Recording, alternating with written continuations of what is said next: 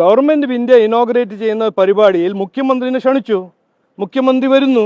ഇനിയിപ്പോൾ മുഖ്യമന്ത്രിൻ്റെ ഒപ്പം മരുമകനും വരണമെന്ന് അദ്ദേഹത്തിൻ്റെ ഒരു നിർബന്ധം ഉണ്ടെങ്കിൽ 7 ദിവസം മുമ്പേ എഴുതി പറഞ്ഞില്ല. അല്ല, അദ്ദേഹം മറ്റൊരു വകുപ്പ് കൈകാര്യം ചെയ്യുന്ന മന്ത്രിയല്ലേ? സ്വാഭാവികമായിട്ടും റോഡുമായി ബന്ധപ്പെട്ട കാര്യങ്ങൾക്ക് PW മിനിസ്റ്റർ വിളിക്കേണ്ടത് ഒരു അത്യാവശ്യമല്ലേ? അല്ല, അത് നിങ്ങളാണോ തീരുമാനിക്കേണ്ടത്? അല്ല, എനിക്കറിയില്ല. നിങ്ങളത് തീരുമാനമായിട്ട് പറയാണോ, നിങ്ങളുടെ അഭിപ്രായമാണോ? എൻ്റെ അഭിപ്രായം ഞാൻ ഇന്ന് പറയുന്നു. കേരളത്തിൽ ഇതേ റിയാസ് പറഞ്ഞല്ലോ ഇത് അല്പത്തരമാണെന്ന്. ഇതെല്ലാം നോക്കൂ, നിങ്ങൾക്കുണ്ടല്ലോ സാമാന്യ ബുദ്ധിയും, ഇത് കാണുന്ന ജനങ്ങൾക്കുണ്ടല്ലോ. അല്ല, ഞാനല്ലല്ലോ പ്രോട്ടോകോൾ ഇൻചാർജ്. ഇനി 1-2 മാസത്തേക്ക് മലയാളികൾക്ക് നല്ല കോളായിരിക്കും, പല കാഴ്ചകളും കാണേണ്ടി വരും. അത്തരം ഒരു കാഴ്ചയാണ് ഇപ്പം നമ്മൾ കണ്ടത്. ഇന്ന് കേരളത്തിൽ നമ്മുടെ പ്രിയങ്കരനായ പ്രധാനമന്ത്രി നരേന്ദ്രമോദി കേരളത്തിലെത്തുകയാണ്. പ്രധാനപ്പെട്ട കുറേ പ്രൊജക്റ്റുകൾ ഈ ഇലക്ഷൻ പ്രമാണിച്ചിപ്പോൾ നമുക്ക് എല്ലാവർക്കും അറിയാമല്ലോ, ഉദ്ഘാടന മാമാങ്കങ്ങൾ നടക്കും. അപ്പോൾ അതനുസരിച്ച് BJPയുടെ വക ഉദ്ഘാടന മാമാങ്കമാണെന്ന് കൊച്ചിയിൽ നടക്കുന്നത്. അവിടെ വെച്ച് പ്രധാനമന്ത്രി കുറേ പ്രൊജക്റ്റുകൾ, നമുക്കറിയാം പ്രധാന പ്രൊജക്റ്റ് ദേശീയപാതയാണ്. അങ്ങ് വടക്ക് നിന്ന് തെക്ക് വരെ നീളുന്ന ദേശീയപാതയുടെ 2 റീച്ചുകൾ, പ്രധാന റീച്ചുകൾ ഇന്ന് ഉദ്ഘാടനം ചെയ്യപ്പെടുകയാണ്. അതിൻ്റെ ഉദ്ഘാടനത്തിലേക്ക് വേദിയിലേക്ക് ക്ഷണിച്ച ക്ഷണിതാക്കളുമായി ബന്ധപ്പെട്ടുള്ള വിവാദമാണ് ഇന്ന് കൊടുമ്പിരി കൊണ്ടിരിക്കുന്നത്. മുഖ്യമന്ത്രിയെ ക്ഷണിച്ചു. അപ്പോൾ സ്വാഭാവികമായിട്ടും റോഡിൻ്റെ ഒരു മന്ത്രി ഉണ്ടാവുമല്ലോ കേരളത്തിൽ. അത് നമുക്കറിയാം, മുഹമ്മദ് റിയാസാണ് PWയുടെ മന്ത്രി എന്ന്. അത് മരുമോനായി പോയി. അപ്പോൾ ഒരു കുടുംബത്തിൽ നിന്ന് 2 പേര് പറ്റില്ലാത്രേ. അപ്പോൾ അതുകൊണ്ട്, കാരണം മരുമോനാണ്, മുഖ്യമന്ത്രിയുടെ മരുമോനാണ്. അത് മരുമോനല്ലേ, ഒരു വീട്ടിൽ നിന്ന് ഒരാൾക്കേ ക്ഷണമുള്ളൂ. ഇപ്പോൾ ചില കല്യാണങ്ങൾക്കൊക്കെ വിളിക്കുമ്പോൾ നമ്മൾ കുടുംബം ക്ഷണിക്കുന്നു എന്നേ പറയാറുള്ളൂ, കുടുംബസമേതം വരണം എന്നാണ് പറയുക. പക്ഷേ ഈ BJPയുടെ ഒരു പ്രത്യേകത എന്താണെന്ന് വെച്ച് കഴിഞ്ഞാൽ ഒരു വീട്ടിൽ നിന്ന് ഒരാൾക്ക് മാത്രമേ പറ്റുള്ളൂ. അപ്പോൾ അതുകൊണ്ട് വോട്ടാണെങ്കിൽ അങ്ങനെയല്ല കേട്ടോ, ഒരു കുടുംബത്തിൽ എല്ലാവരും വോട്ട് ചെയ്യണമെന്ന് പറയും. പക്ഷേ ഇതാവുമ്പോൾ ഒരാൾക്ക് മാത്രമേ പെർമിഷൻ ഉള്ളൂ. അതുകൊണ്ട് മുഖ്യമന്ത്രി വന്നോട്ടെ എന്നൊരു നിലപാടെടുത്തു. അതുകൊണ്ട് റിയാസിനോട് ആ വഴിക്ക് വരണ്ട എന്ന് പറഞ്ഞു എന്നാണ് പറയണത്. അപ്പോൾ മൊത്തത്തിൽ കേരള സർക്കാർ മുഖ്യമന്ത്രി അടക്കം ആ പ്രോഗ്രാം അങ്ങ് ബഹിഷ്കരിച്ചു. അവർ തനിയെ ഉദ്ഘാടനം നടത്താൻ പോവുകയാണ്.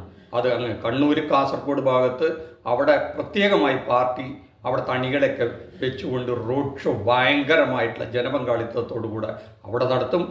ഇവിടെ കോഴിക്കോട് ഭാഗത്ത് റിയാസിൻ്റെ നേതൃത്വത്തിൽ അവിടെ ഇവരിവിടെ എങ്ങനെ ചെയ്യുകയാണെങ്കിൽ ഞങ്ങൾ ഇങ്ങനെ ചെയ്യും, ഇതാണ് ഞങ്ങളുടെ ഉദ്ഘാടനം എന്നും പറഞ്ഞ് വെല്ലുവിളിച്ചിരിക്കുകയാണ്. അപ്പോൾ ഈ 2 കാഴ്ചകളും ഇന്ന് മലയാളികൾ കാണേണ്ടി വരും എന്തായാലും. നമ്മുടെ രാജീവ് ചന്ദ്രശേഖർ പറയുന്നത് ഇതൊക്കെ ചില പ്രോട്ടോക്കോളിൻ്റെ ഭാഗമാണെന്നാണ്. അങ്ങനെ ഒരു പ്രോട്ടോക്കോൾ നോക്കിയപ്പോൾ ആ പ്രോട്ടോക്കോൾ പ്രകാരം ഈ പ്രധാനമന്ത്രിയും നമ്മുടെ മുഖ്യമന്ത്രിയൊക്കെ കഴിഞ്ഞാൽ പിന്നെ പങ്കെടുക്കേണ്ട ഒരാൾ ഈ കേരളത്തിലെ BJPയുടെ പ്രസിഡൻ്റാണ്. പ്രോട്ടോക്കോളിൽ അങ്ങനെ എഴുതി വെച്ചിട്ടുണ്ട്. അപ്പോൾ അതുകൊണ്ട് BJPയുടെ പ്രസിഡൻറ്റിനെ ക്ഷണിക്കാനാണ് പ്രോട്ടോക്കോൾ പ്രകാരം നിശ്ചയിച്ചിരിക്കുന്നത്. നമ്മുടെ ഇവിടുത്തെ ഈ മന്ത്രിയില്ല, പഴയ മന്ത്രി, കേന്ദ്രത്തിലെ പഴയ മന്ത്രി, അദ്ദേഹം റോഡിൻ്റെ മന്ത്രിയൊന്നും ആയിരുന്നില്ല, എന്നാലും ഒരു മന്ത്രി സ്ഥാനം ഉണ്ടായിരുന്ന ആളാണ്. ഇപ്പോൾ BJPയുടെ ഇവിടുത്തെ പ്രസിഡൻറ്റുമാണ്. അതാണ് പ്രോട്ടോക്കോളിൽ പറയുന്നത്. ഇവിടുത്തെ ഗതാഗത മന്ത്രിയെ വിളിക്കണമെന്ന്, കേരളത്തിലെ ഒരു റോഡ് ഉദ്ഘാടനം ചെയ്യണമെന്ന് പ്രോട്ടോക്കോളിൽ എവിടെയും പറഞ്ഞിട്ടില്ല. അങ്ങനെ ആരെങ്കിലും തെറ്റിദ്ധരിച്ചിട്ടുണ്ടെങ്കിൽ അത് നടക്കില്ല എന്നാണ് പറയുന്നത്. വേണമെങ്കിൽ നമുക്ക് ആ BJP നേതാവ് ഒരു സുരേഷ് ഉണ്ടല്ലോ, അഡ്വക്കേറ്റ് സുരേഷിനോടും കൂടെ ചോദിച്ചിട്ട് നമ്മുടെ സംശയം തീർക്കാം. ഒന്ന് കേട്ടു. ഒരു കുടുംബകാര്യമല്ല, ഇത് കേരളത്തിന്റെ പൊതുകാര്യമാണ്. കേരളത്തിന്റെ പൊതുകാര്യത്തിന് നേതൃത്വം നൽകുന്നത് കേരളത്തിലെ മുഖ്യമന്ത്രിയാണ്. അദ്ദേഹത്തെ അതിലേക്ക് ക്ഷണിച്ചിട്ടുണ്ട്. ഇനി റിയാസിനെയും കൂടെ ക്ഷണിക്കണമെന്ന് അദ്ദേഹം PMOയിൽ നേരത്തെ അറിയിച്ചിരുന്നുവെങ്കിൽ, അദ്ദേഹം റിയാസും കൂടെ ഉണ്ടെങ്കിലേ എനിക്ക് വേദിയിലെത്താൻ പറ്റൂ എന്ന് അദ്ദേഹം നേരത്തെ PMOയിൽ അറിയിച്ചിരുന്നെങ്കിൽ ചിലപ്പോൾ PMO അത് കൺസിഡർ ചെയ്യുമായിരുന്നു. പക്ഷേ കേരളത്തിന്റെ മുഖ്യമന്ത്രിയെ ക്ഷണിച്ചിട്ടുണ്ട്. അദ്ദേഹം അതിൽ പങ്കെടുക്കേണ്ടതാണ്. അത് കേരളത്തിന്റെ ഒരു പ്രൈഡാണ്. മുഖ്യമന്ത്രിയുടെ എല്ലാവരെയും ക്ഷണിക്കണമെന്ന് ഏത് പ്രോട്ടോക്കോളാണ്? മുഖ്യമന്ത്രിയുടെ വീട്ടിലുള്ള എല്ലാവരെയും ക്ഷണിക്കണോ? പൊതുമരാമത്ത് വകുപ്പ് മന്ത്രിയാണോ കേരളം ഭരിക്കുന്നത്? മുഖ്യമന്ത്രിയല്ലേ. മുഖ്യമന്ത്രിയേക്കാൾ വലിയ ആളാണ് പൊതുമരാമത്ത് വകുപ്പ് മന്ത്രി എന്ന് ഞങ്ങൾക്കറിയില്ലായിരുന്നു. റിയാസ് അദ്ദേഹത്തിന്റെ അമ്മായിയപ്പനോട് പറഞ്ഞോട്ടെ, ഞങ്ങളോടൊന്നും പറയണ്ടേ. അപ്പോൾ കാര്യങ്ങളൊക്കെ നമ്മുടെ മലയാളികൾക്ക് മനസ്സിലായിട്ടുണ്ടാവുമല്ലോ. അഡ്വക്കേറ്റ് സുരേഷ് നേതാവും കൂടെ കാര്യങ്ങൾ പറഞ്ഞു തന്നപ്പോൾ നമുക്ക് മലയാളികൾക്കെല്ലാം മനസ്സിലായി, വൃത്തിക്ക് മനസ്സിലായി. വിനാശകാലേ വിപരീത ബുദ്ധി എന്ന് പറയുന്നുണ്ടല്ലോ. എങ്ങനെയെങ്കിലും 1, 2, 3 സീറ്റൊക്കെ കിട്ടാനുണ്ടായിരുന്ന ചാൻസും കൂടെ ഇവർ ഇല്ലാതാക്കുമോ എന്ന് ഏതെങ്കിലും മലയാളിക്ക് BJPയെ സ്നേഹിക്കുന്ന മനുഷ്യർക്കുണ്ടായാൽ അത് കുറ്റം പറയാൻ പറ്റില്ല.